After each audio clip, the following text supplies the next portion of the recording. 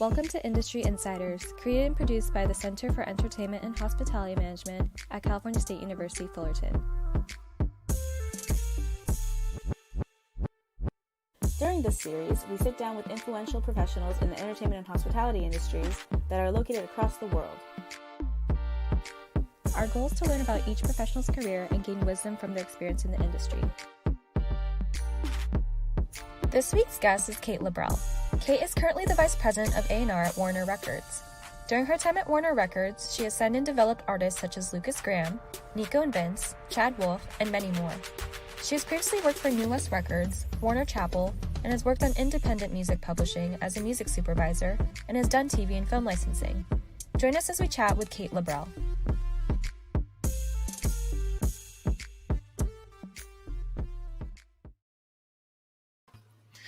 Welcome to Kate Labrel. Welcome to Industry Insider. How are we doing today? Thank you. Doing great. Thank you for having me. We are so excited to have you. And today, my co-host is Jessica Cruz, and you might recognize her voice from the intro because she does a lot of our voiceover work. So welcome, Jessica. Hi. Tell us a little bit about yourself. Tell us a little bit about yourself. Me? Okay. I go to I was like me. I go to Cal State Fullerton. I am in the EHM concentration, and this is my last semester. And yeah, I'm part of the advisory board for EHM, and I was in behind the scenes, which is the club for EHM. Okay. And yeah, I'm very excited to be here. Yes. You you love the music, so we're good. We're good. Okay. First question for you, Kate, is can you tell us the first job you had after you finished at Cal State Long Beach? Yeah. So I hope, Jessica, that getting into a career is easier for you than it was for me back in 2005. It was an interesting time as it is now. But the only job I could get with my college degree when I got out of school was being a manager of Abercrombie and Fitch. So you were there. I don't hate on it. The struggle is real. It made me a hustler. I learned a lot, but it definitely was a very humbling experience to get out of college and see how difficult and how competitive the world is, so there I was working in a mall. Working in a mall. And then how did you get to go from Abercrombie and Fitch to your first job in the music industry? Well, so it was really interesting. I mean, I think that my path was definitely a windy one. I didn't go to school for like music business. I did not know I wanted to be in the music business. I was a dancer my whole life. So the arts and music was a big part of my life, but I didn't know how to parlay that into a job. So it took, a year or so of just life experience to kind of understand that could be a career and how to get there. And then I did it all the hard way because I didn't have any internships. I didn't have any relationships. I didn't have anything. I blind emailed and submitted my resume old school style to like 120 music companies. Really? I was doing it all from the computer in the mall because I didn't have internet in my own apartment. And again, the hustle was just real. I didn't know it was 120 companies. That's a good story. You should share that more often. Yeah, it was a lot. I mean, that's a rough guesstimate, but it was up there. And New West Records was the only company to call me back. Wow. Like I didn't even get a response from anyone else. So the stars really aligned there. And I went in for my interview and I met the owner of the company, Cameron Strang.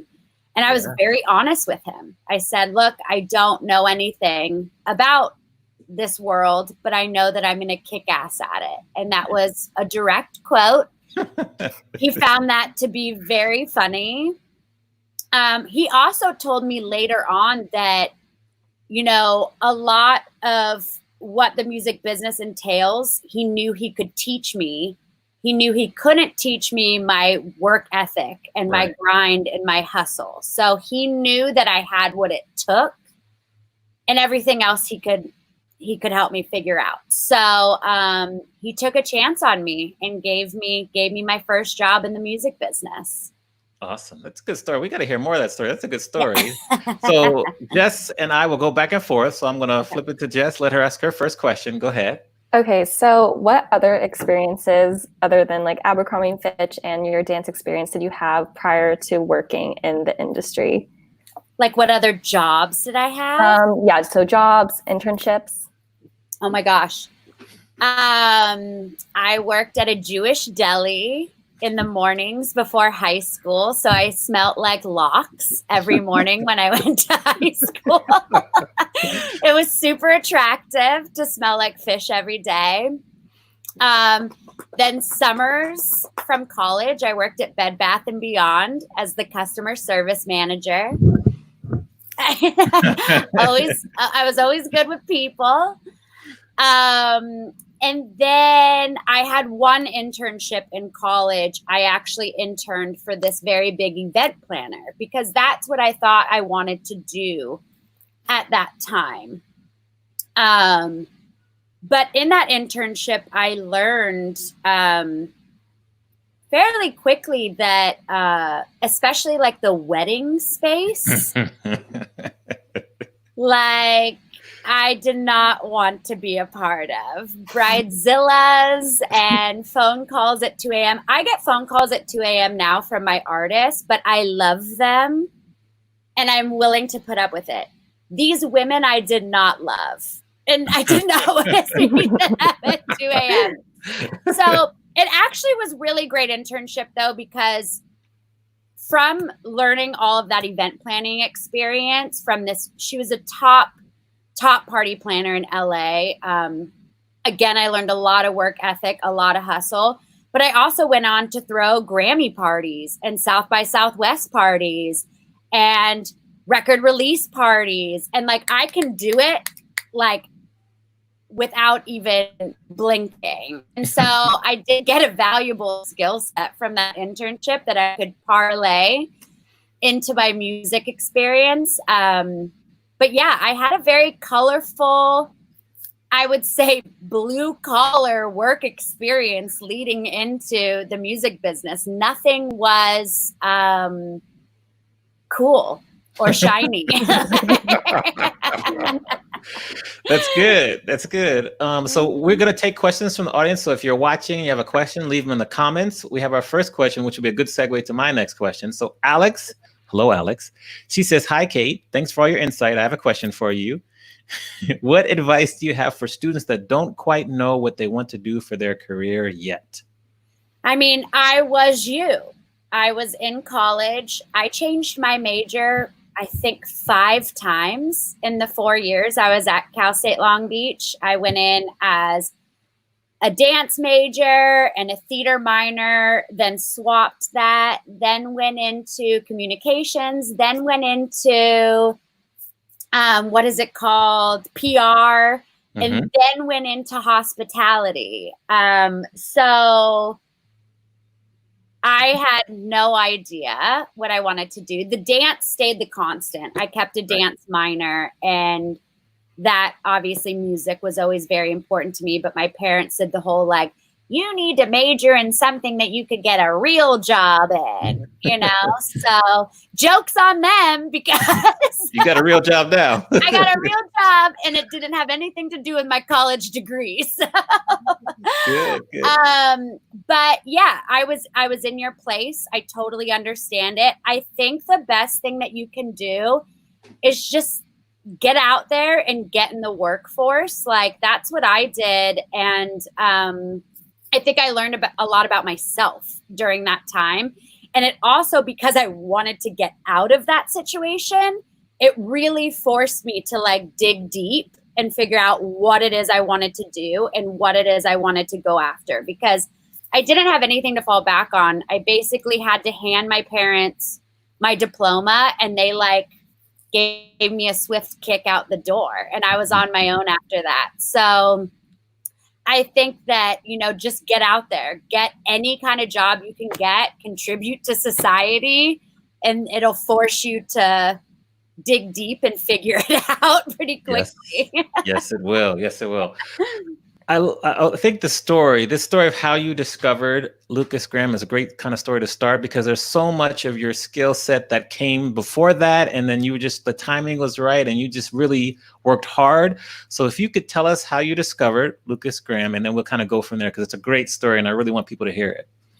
Thanks. Yeah, I mean, it's again kind of a tangly web, but the music business was going through a lot of change at that time. Like, streaming was just starting to happen, and we were just starting to figure it out. And I had realized, wow, we have access to music from all over the world now, which we didn't before. I mean, unless you sought it out, it was difficult to find. And now it's right there on your computer. And I started to see that you could see what artists were doing super well in other countries. And so it was like, well, shit, if they're blowing up there, why can't they blow up everywhere? And so Lukas was kind of our first experiment into that, really. Mm-hmm.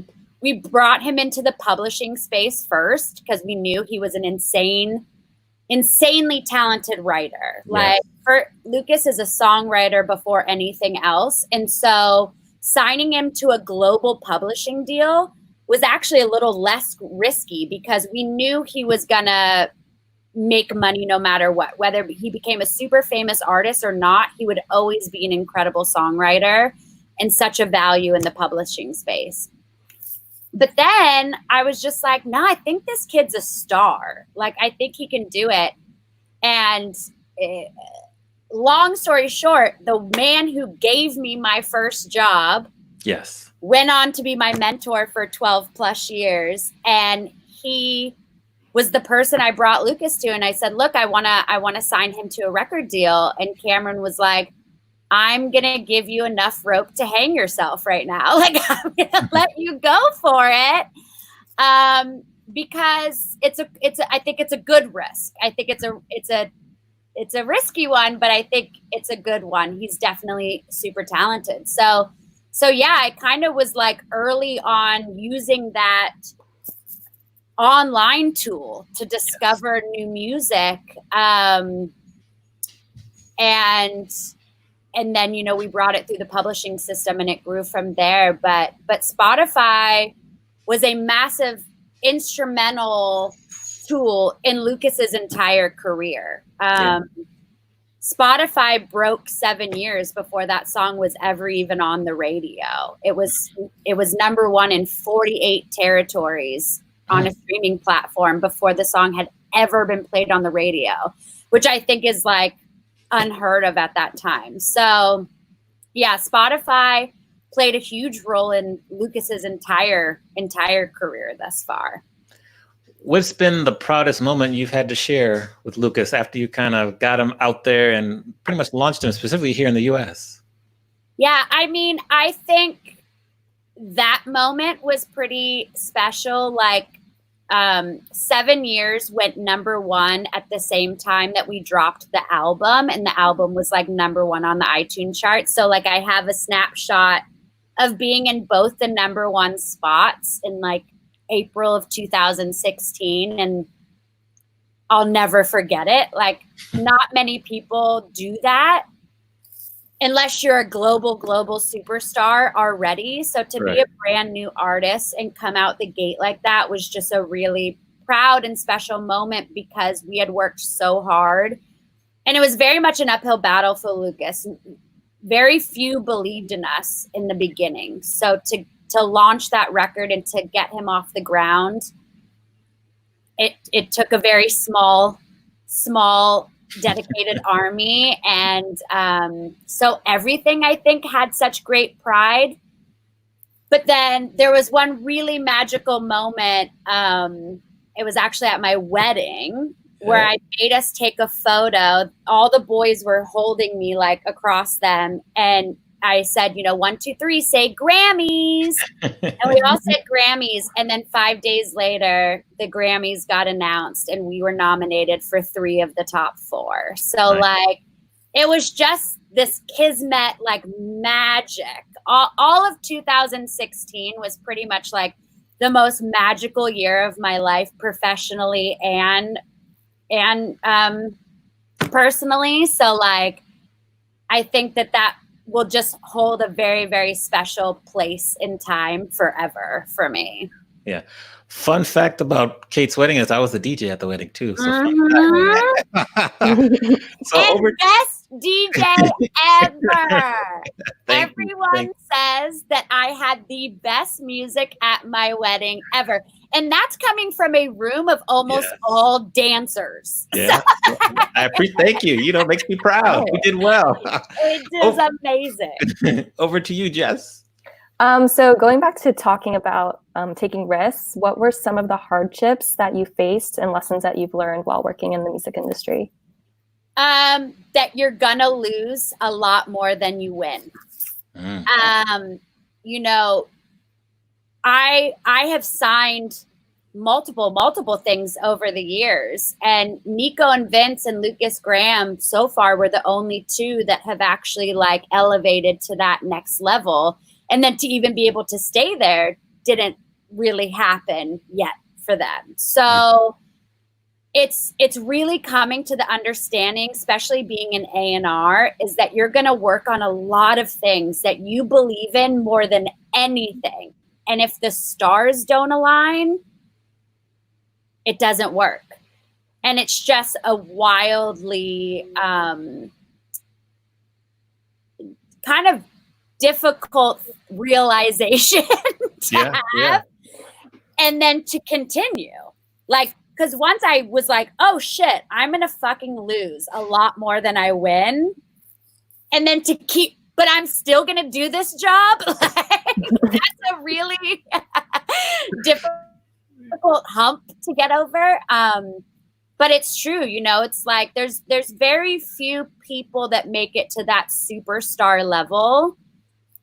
And you're going to work on a lot that just don't, and the hardest part for me with that is that this is these people's livelihood. This is their everything. And I feel like I'm letting them down when we don't make it, it's not that they don't make it. It's that we don't make it. And there's a lot of down moments in the music business, and it's really, really tough. But then there's other moments that make it super incredible. And especially even with someone like Lukas, he's still trying to get above 7 years. To have a song that is bigger than the artist can also be a really big curse. And I always tell people, if 7 years is my one major accomplishment in the music business, I'll take it. Because there's very few people that get to that level, and to do it with a song that is so authentic and so original. I mean, that song is a copyright. That song will be playing 100 years from now, and it will lose nothing. It will withstand the test of time. So it truly is my proudest moment, and I will stand by it forever, and I'm just so grateful to have been a part of it. I'm so thankful to have just naively believed in something so much that I wasn't afraid. I think that's a big part of the music business too, is that 99% of people are naysayers, and 99% of the time you are going to lose. But if you just stick with your, like, I don't care, I'm going to go for it anyways, it's that 1% of people that do succeed. Right. So like, you got to keep it positive, and you got to keep it going, and you got to keep pushing. And when everyone told me this song will never be on the radio. Everybody. And then it was the #1 song on the radio. So it's like, if I had a penny for every time someone told me that, I would literally be a millionaire. with pennies. How do you keep going when you keep hearing no and not let it kind of get you down and have you kind of tap out or quit? It definitely gets me down. I would not be human if I said that I could just persevere all the time. It's really hard for me. I'm also just like a naturally emotional person. And so the music business, I just have to be very upfront with people that like, when people are like, oh, it's business, it's not personal. I'm like, oh, it's personal. Yeah. I take it all personal. So it definitely gets me down. But I think that, you know, the passion for it also keeps me going. Mm-hmm. Like it's a balance of, you know, what brings me to like a low also gets me to those highs. So I'm a bit, you know, more of an artistic human than I am business human a lot of the times. And I think that actually works in my favor because I don't get as scared as others do. People are so worried about the business aspect of it that's when they pull back. And I'm just like, YOLO. Let's go for it. Yes. All right. So more questions from the audience. Please can you continue to ask questions. We have one from Ben Ozran. I hope I pronounced your last name correct, Ben. He says, hey, Kate, what's the best way to get an A&R internship with a record label? Well, what's great is every major label has their career job posting site. And like ours is probably just like warnermusic.com/jobs. Don't quote me on that, but it's something very simple to find. Right. And all of our internships are posted there. And it actually is a pretty easy process to apply. And we always need a ton of them. So I've always had really good experiences getting great interns and getting great people in the building. I think that what can make you stand out, especially for an A&R internship, is if you send along new music you've discovered. Like that's something I always look at. Like your resume, like, doesn't mean much. It's what you're listening to that matters. So I think that gives people a leg up when they take the time to put a playlist together and point out what they've been listening to and what they've discovered, because that's the job, especially as an intern.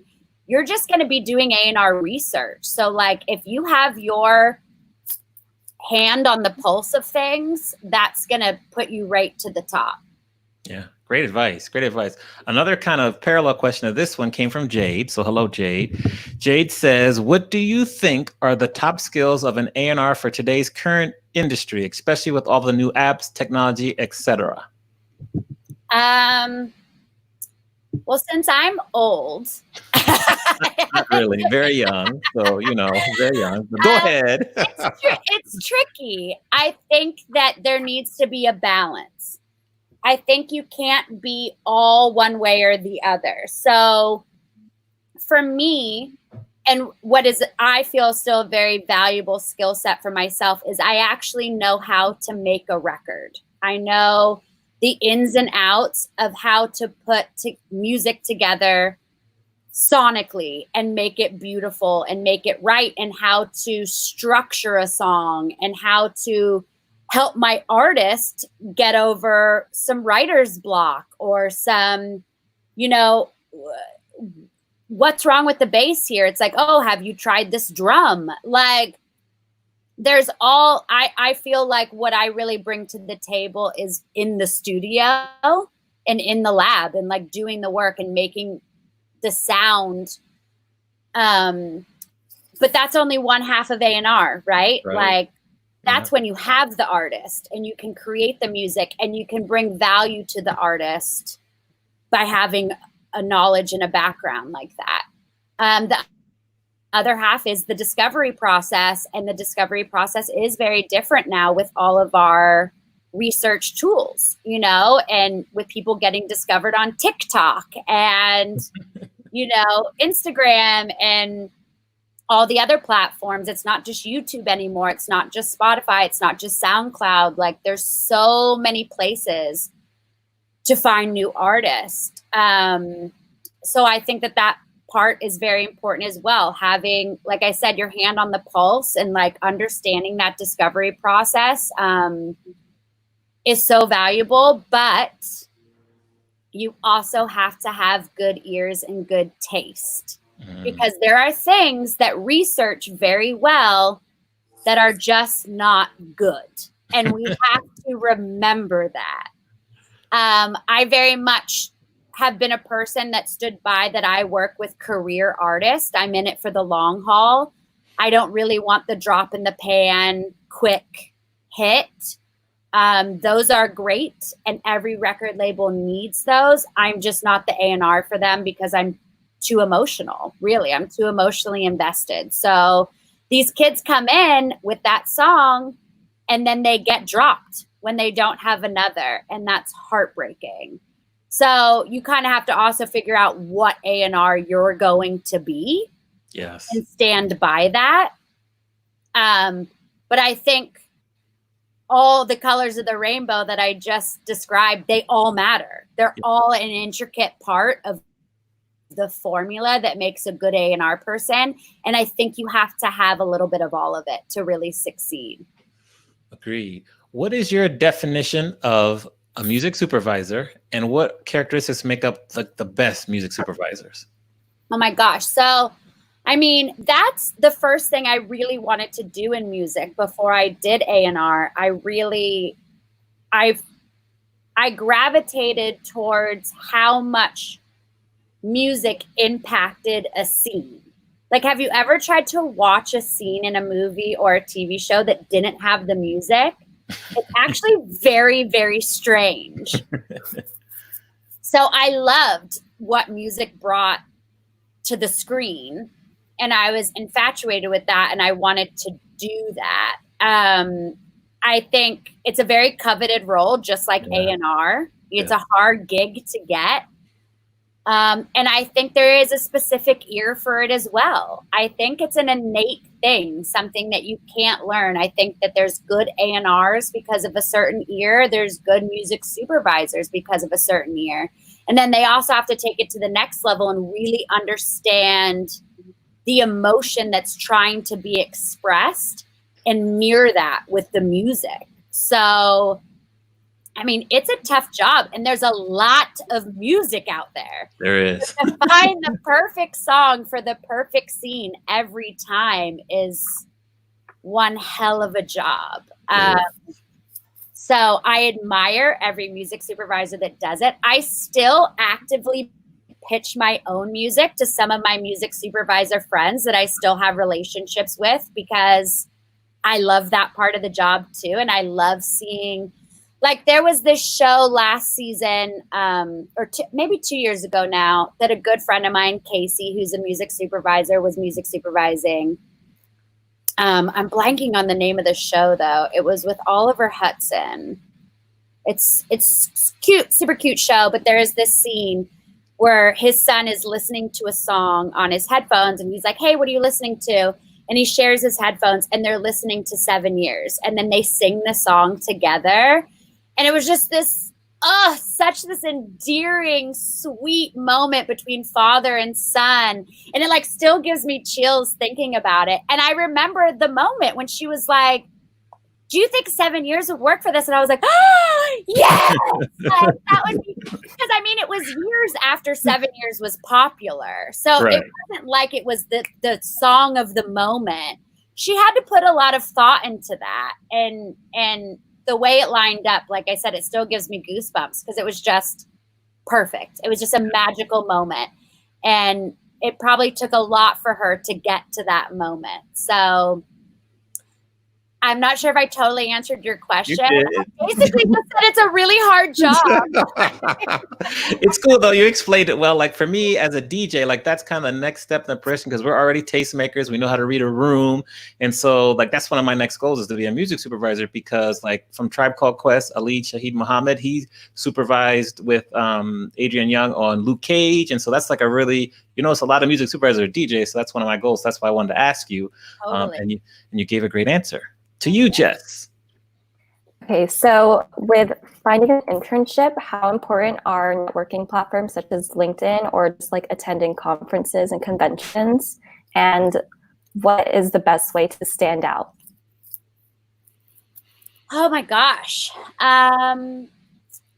That's an interesting one. I think that again, it's kind of depending on what internship you're looking for. It was easier for me to speak directly to an A&R internship because I know what I'm looking for, and that's totally your musical taste. But say you want an internship in like digital marketing or fan engagement, like you better have a dope Instagram then with a cool aesthetic.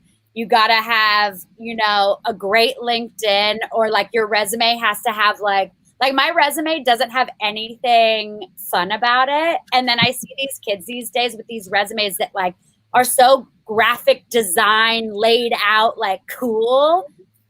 You got to have that shit because that's the world that you want to go in. Right. So I think that it depends like what department you're gunning for, what kind of helps you stand out.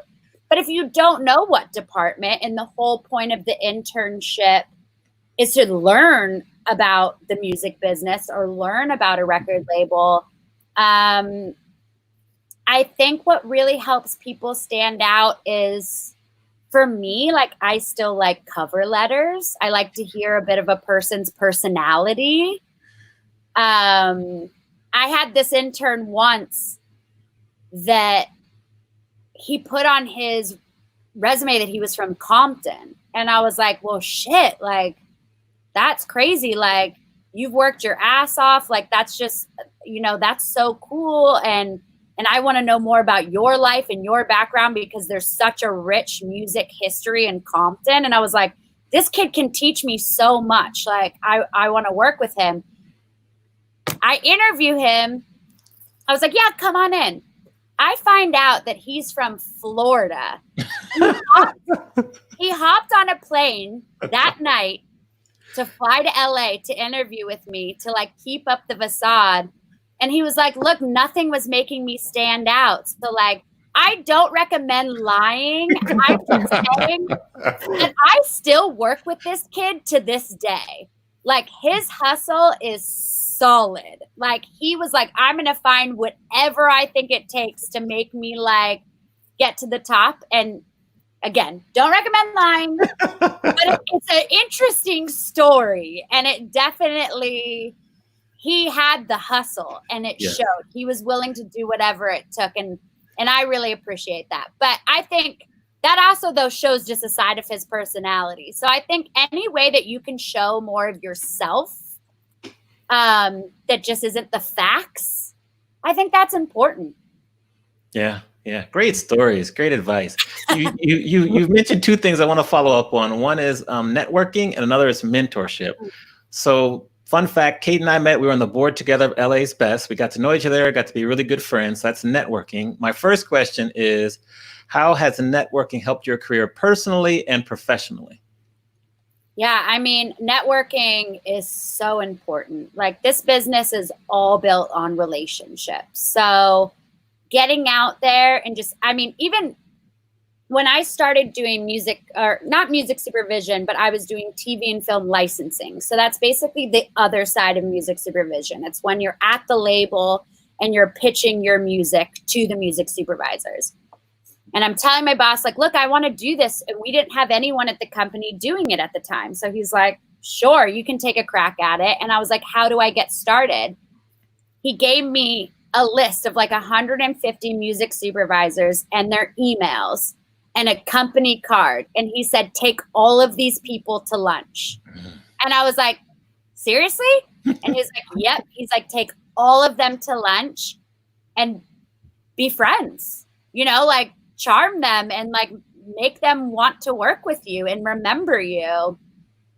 And I just thought that was so interesting because it was my first take of like how important it is to have face-to-face action, to have human interaction, to like reading tone on email can get really messed up. Like pick up the phone, call people, meet people in person. I know that's difficult right now, but do Zoom, do FaceTime. Like networking is so important. Human interaction is so important. Like I can't stress it enough. And I feel like maybe a little bit less of it as I've gotten older and I kind of know my people but who I still do a ton of new meetings with is new writers, new artists, the interns. I meet all of our interns because they're the future of this business and they're doing all the shit I don't want to do anymore.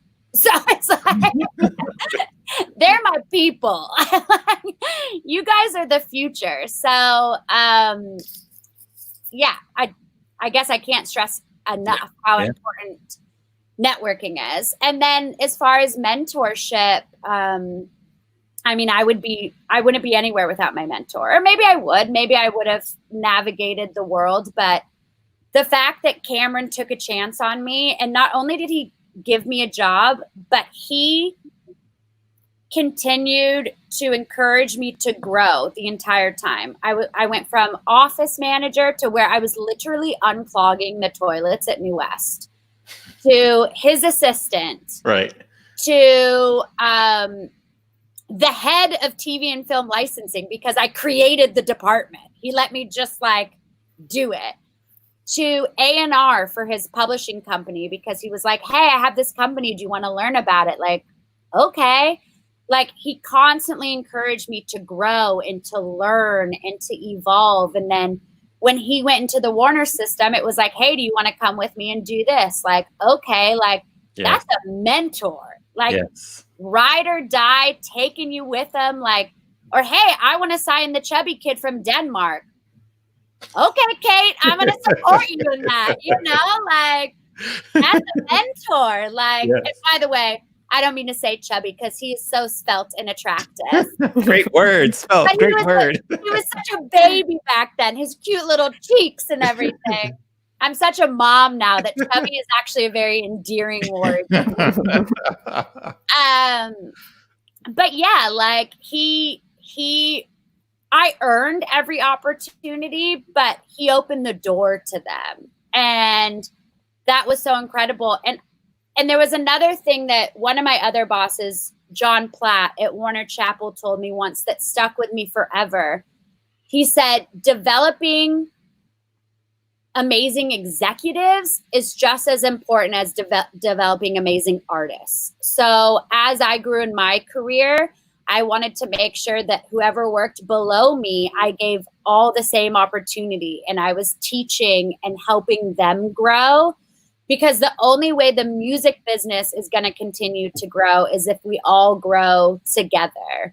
Yeah. So that really stuck with me too. I really tried to mentor and take, like I said, a lot of young songwriters under my wing and open doors for them and introduce them to new people, because that's a hard community to break into.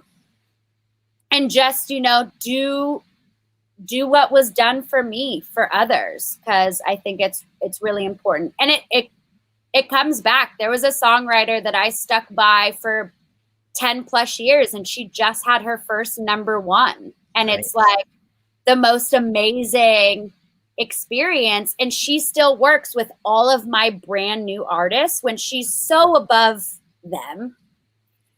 But she does it for me because I did it for her. Yeah. So I think mentoring is also a huge important part of this business. Now, you started your career as like an admin, an executive administrator. How were you able to check kind of your ego at the door? Because a lot of students and people nowadays want to come in and get a certain position right off the bat. Mm-hmm. How are you able to kind of keep your ego in check and just start at the bottom and work your way up now where you're like a VP and like running things? Yeah, I mean, it's so strange because I don't know how to word this. I felt like it was a bit of a generational thing. My generation came in like, we will unclog the toilets. We will answer all the phones. We'll do whatever it takes to get a job.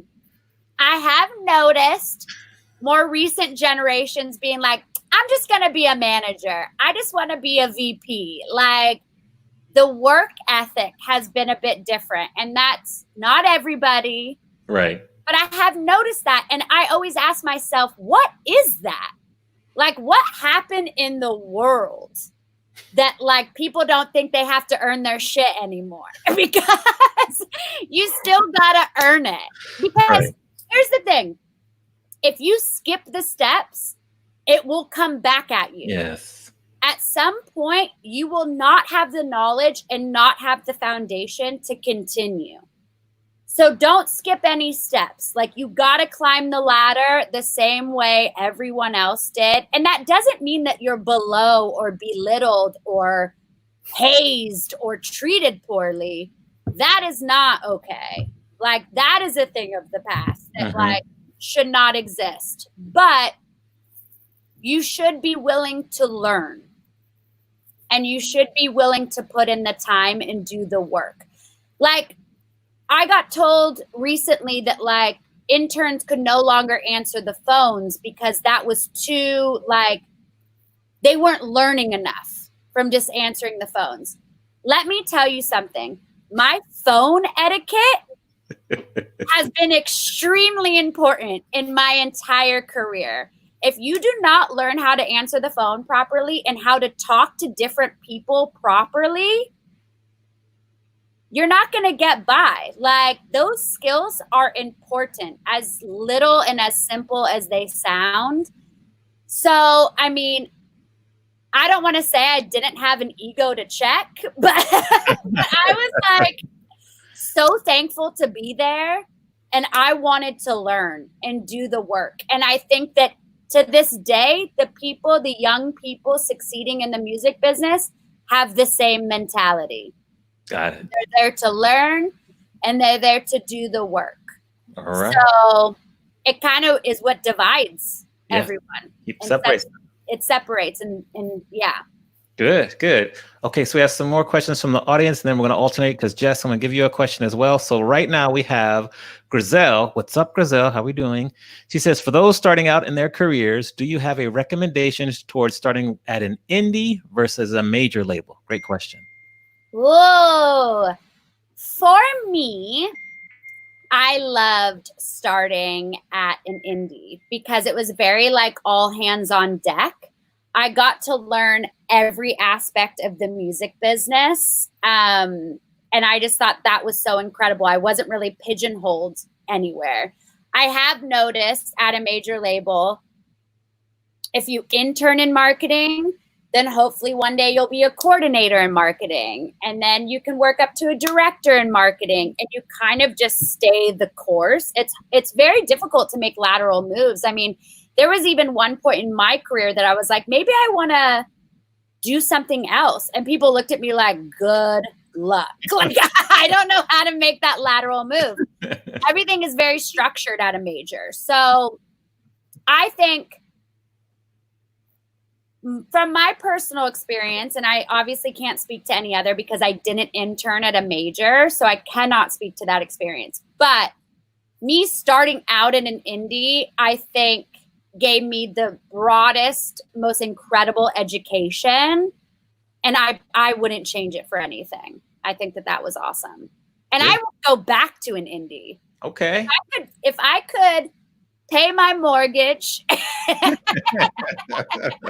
support my child, I would go back to an indie in a heartbeat, because the freedom to just make the music you love without the pressure of market share. And like, it's two different beasts. So you have to know what you want. Some people are like, no, I fucking want to be at the top.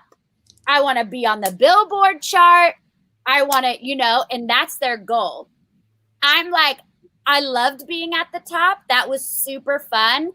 Now I just want to make like Americana music. Like, I think that it has to be obviously what your goal is, but I love the indie world. I think it's magical. Okay, cool. To you, Jess.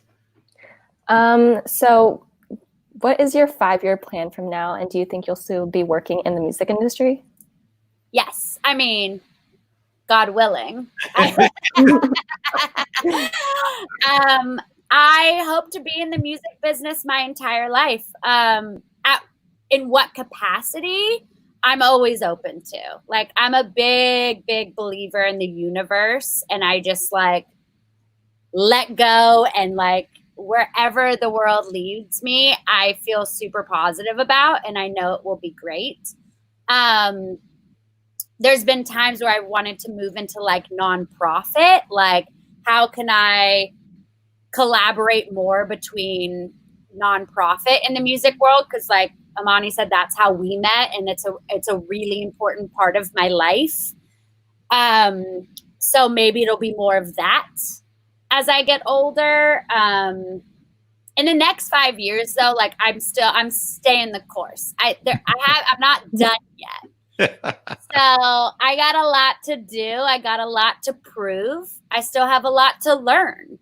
So, I mean, I hope the team that's at Warner right now and the relationships I've built and the people that I work with, I would love to work with them forever in some capacity. Like, I love the people I'm surrounded with. And I love what Warner's doing. I love what imprint labels that my boss, Aaron, has signed to Warner are doing. He's brought this entrepreneurial indie spirit into Warner that's super duper rad. So, I mean, obviously I'd love to grow. I'd love to earn a new title, but that's earned. You know, I'd like to earn more money. Doesn't everybody? You know, Yeah. that's earned, you know, like in the next 5 years, obviously I'd love to just continue growing and to learning and continue helping my artists get to the next level and succeed. All right. Another question from Isla Gulshan. What's up, Isla? Isla says, hi, Kate. Do you have any advice for recent grads who may want to get into the music business who may not have relevant experience yet? Yeah. I mean, just go for it. I didn't, like I said, I didn't have any experience. I didn't have any internships. I didn't study it in college. It took a lot of hustle and a lot of grind, but someone finally took a chance on me. It's just like anything else, though. You just got to go for it, and you got to go for it at full force and just believe in yourself and keep hammering away until you get there. Like, because you will get there. Like, the greatest thing about the music business is that I do strongly believe that, like, only the strong survive. There are people that just outwork other people, and that, like, bodes well in the music business. The hustle, like, and the work ethic really matter. Because there's a lot of people that want to be in music that don't have that. And so you just see them like fall off as the years go on. Because people think like, oh, music, that seems easy. That seems fun. That seems like a quick buck, but like, it's none of that. It's fun, but it's not easy. Not easy, no. So yeah, I think that you just have to start knocking on the doors. Like, there's definitely entry points. There's definitely, like I said, what sets you apart. Like, I told everyone, look, I'm a dancer. I have better musicality than most musicians out there. Like, and it's just true. Like, I have really good ears, and I stood by that. And people are like, you don't even know what that means. And I'm like, it means what it says. I have good ears, and I know it. Like, I don't have to be a music snob to understand that. Like, it's an innate thing. So you just have to like know your strengths and believe in yourself and stand by them with conviction when you're telling other people, because a lot of this business is ego too. They're full of shit. So just be full of shit too until you like get there. Speaking of the music business, there's been a movement towards more DIY and moving away from labels. What's your thought on that trend? What do you think is going to happen in the future? Well, I think they're thriving in COVID. If you can make your own music from your bedroom and release it, you are thriving. No, but I think, anyone can really put together a great song these days with the tools that they have from their home. And I think that that's powerful. I think that there's always going to be a balance, though. You know, it's like we've had this all along, like garage bands and grunge. There's always been a DIY vibe or flair throughout all of time. The new one is like bedroom pop, right? Like that's the thing. So I think it will always be a part of music in whatever form that it takes. I think there will always be people that pop out of it and succeed, but they were going to succeed no matter what. Like that's just their talent. They're talented writers. They're talented musicians. They're talented humans. They just happen to have a more DIY sound than like a polished sound, you know, like I just think that it really just comes down to talent, and those people were going to make it no matter what. Yeah. You spoke about technology as well. What trends are you keeping an eye on? What do you think is coming next in terms of technology and the music industry? I'm still trying to learn TikTok. Like, you would be both. You would be both. I mean, that is where I will just be so honest. And like, that's my weakness a bit, is the keeping up with how quickly these things grow and trend and make a statement in the world.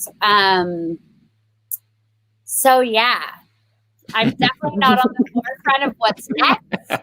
I'll be honest about that. But I think that's why I have interns. Yeah. They can teach you. They'll teach you for sure. They will teach you. That's why I have, coordinators. That's why I try to really invest in the youth of our company too, is that you do teach me, and people bring things to my attention that I just wouldn't have known about, I can't wait till my daughter is old enough to like tell me the cool stuff, because so many executives use that. They're like, my 13-year-old brought me this kid and he's about to blow up. And then all of a sudden it's Shawn Mendes, And it's just like, what? Like, I can't wait till River becomes a research tool. It'll be incredible. A research tool. That's funny. Cool. So we have about 7 more minutes. So we have time for a bunch more questions, but I'll give Jess another chance. So go ahead, Jess. What else do you have? So I'm going to jump topics. So you said that your proudest moment was 7 years. Were there any other proud moments or memorable stories while working at Warner? Of course.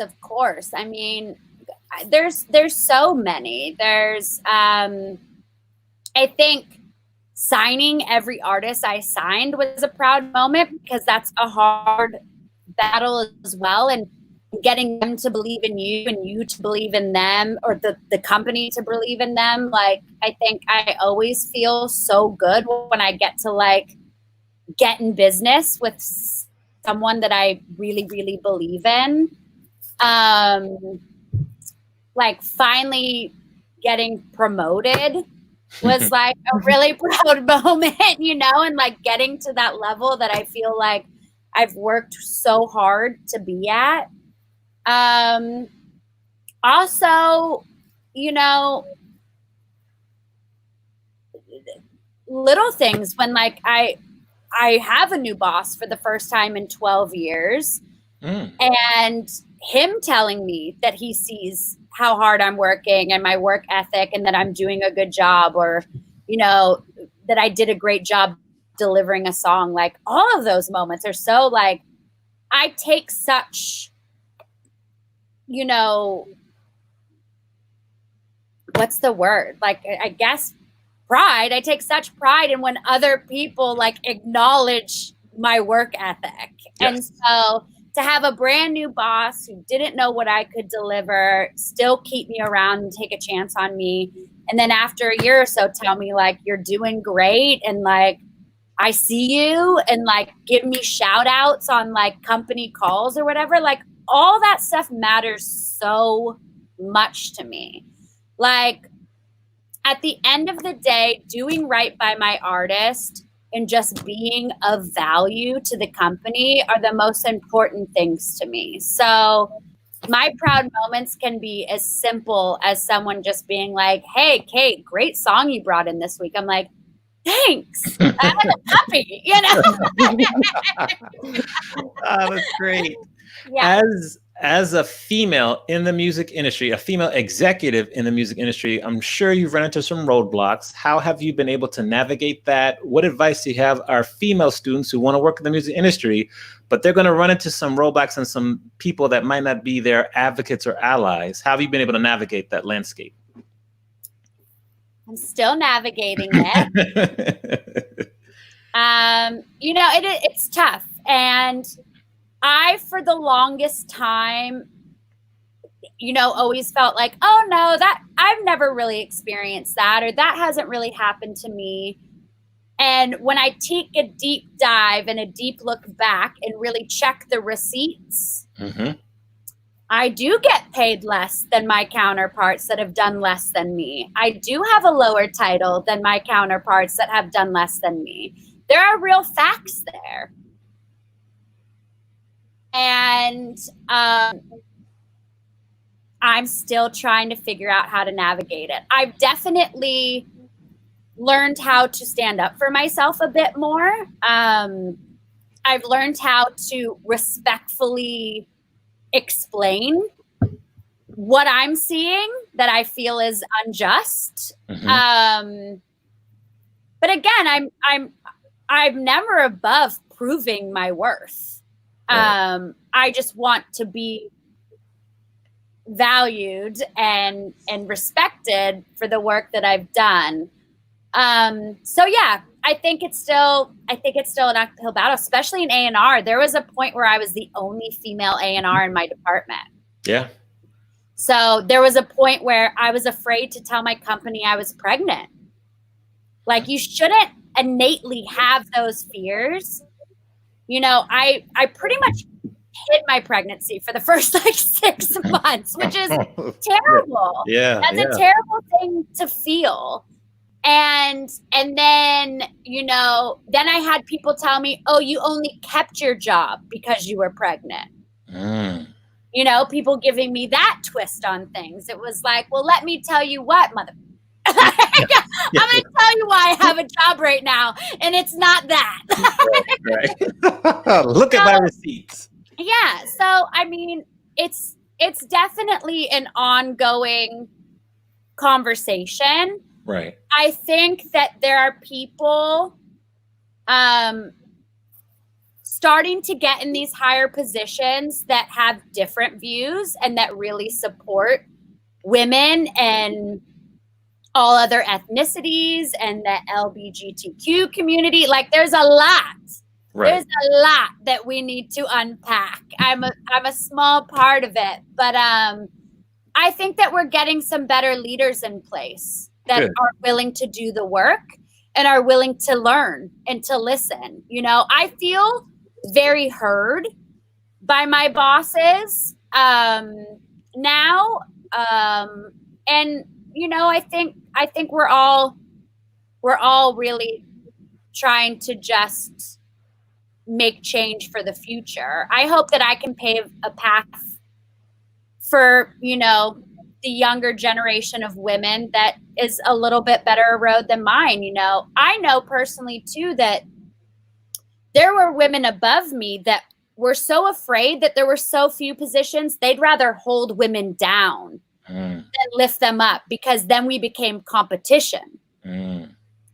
So that was like a rough thing I had to weather. I feel like the women of my age, my colleagues, my coworkers, we're all very like empowering to one another. We back each other up on conference calls. Like we're a tribe now, and we're about to like take the world by storm. So I feel very positive for the future, but I've definitely had my fair share and still do. And I'm still learning myself. All right, cool. Well, we're right at an hour, so I think we want to be respectful of your time and just say, first of all, thank you very much for spending time with us. It's taken me a while to get you to join us, but I'm so happy you did. We have to do a part 2, get you to come down once we meet in person. My pleasure. Thank you for having me. Of course, just so appreciative. And maybe if you could I'll let you leave off with a final message, because a lot of students are like stressed out because there's like no jobs, no one being hired. So what kind of inspiration or motivation, words of wisdom would you leave with them? And then we'll end with the closing commercial. So I'll say thanks again. I miss you. I'm glad we hooked up and to see you again. Thank you for having me. I don't want people to be scared because, especially in music, people need music right now. Yes. I don't see a decline in our, hiring. I don't see a decline in the amount we're pushing out and the product we're releasing. Stay the course. I think we're going to weather this storm, and I think that, hard work pays off. So don't worry. We've all been through crazy times in the workforce, but the strong survive. Yes, we will. We will be strong. We will survive. Thanks, Jess, for being an awesome co-host. I love your questions. Yeah, thank you, Jess. Nice to meet you. Nice meeting you. And we will take a look at who we'll see next week. And everyone stay safe. And here's who's coming next week. Next week's guest is Jimmy Wisenhunt.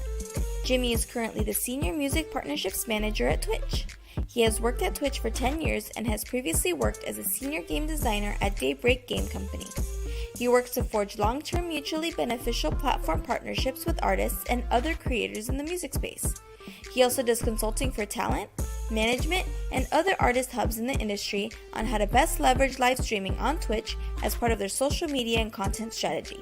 Join us next week as we chat with Jimmy Wisenhunt.